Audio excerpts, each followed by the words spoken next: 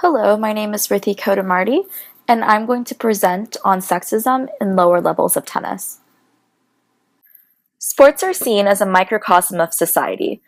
As a result, we observe a lot of the same sociological issues in competitive athletics that we do overall in our nation.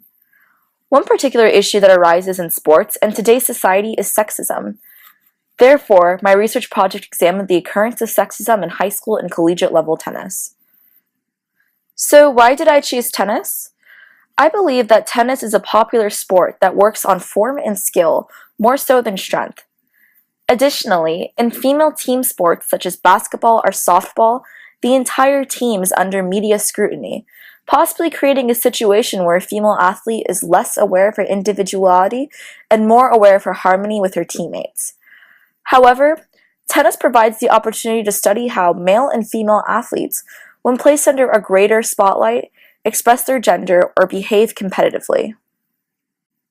My research project set out to answer three major questions. 1. Do female tennis players play up a more feminine appearance, and why? 2. Are female players who express more aggressive behaviors masculinized to a point where their skill and sexuality is questioned? And 3. How is sexism propagated in smaller scale tennis, like on the high school and collegiate level? Two different sociological theories apply to this topic: the feminist perspective and symbolic interactionalism. The feminist theory, a subset of the conflict theory, explores how females have struggled for equal access to social institutions. This theory disputes that athletics are primarily dominated by men.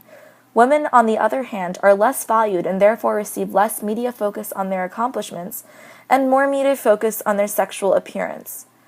My project utilized a feminist perspective in order to understand how female tennis players behaved in a hierarchy that places masculine men as the dominant forces. I also looked at symbolic interactionalism, which focuses on how individuals and groups interpret and understand their social worlds by attaching meanings to symbols.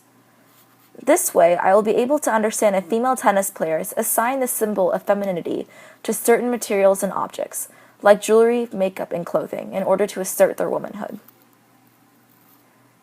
In order to determine the answers to these questions, I interviewed three individuals. 1. A female collegiate tennis player at a southern university. 2. A female who participated in a competitive high school tennis program. And 3. A male who participated in a competitive high school program. These three participants were chosen since each were influenced by a different variable: gender and level of tennis. My interviews provided some interesting answers. One of my major findings was that across all interviews, there does not seem to be apparent inequality between male and female tennis players. Both were equally respected for their skill and ability. The collegiate female tennis player did argue that women tennis drew less of a crowd, but she never had a personal experience with discrimination. Regardless, I also discovered that, to an extent, female players in the high school and collegiate level do play up a more feminine appearance. Tennis skirts were part of the uniform for both of the female participants. What was interesting was that both of my female participants did not have an issue with this idea of femininity, however. As a matter of fact, the female collegiate tennis player supported wearing makeup and jewelry during matches with photographers, as she wanted to properly represent herself in her school. The male participant, on the other hand, passionately objected to the idea of tennis skirts, finding them impractical to the sport. Research on this occurrence demonstrates that it is rather common for female athletes to feminize their appearance in the professional level. In the journal article titled "Strike a Pose: The Femininity Effect in Collegiate Women's Sport," Musto and McGann discussed that women use apologetic strategies, such as long hair and makeup, in order to enhance their sexuality and downplay their perceived masculine behaviors. Perhaps the female athletes described in the three interviews are using tennis skirts and a higher exposure of skin to apologize for their involvement in athletics, which, through a feminist perspective, is seen as dominated by men. I also learned through the interviews that the female participants believed female tennis players on their team expressed subtler forms of competitive behaviors than male tennis players. Instances of aggression and triumph in women were both downplayed by these participants. However, interestingly, my male participant argued that female and male tennis players are both equally expressive in their competitive behaviors, that not one expressed more aggression than the other. Therefore, it was difficult to conclude how exactly women who behave outwardly competitive are socially perceived through my interviews. Yet research studies can allow us to examine existing data on this phenomenon. Looking back at the study conducted by Musto and McGann, we see that the public tends to react negatively to displays of aggression by women. This may be why the female teammates of the high school female tennis player did not behave overtly assertive in their tennis matches.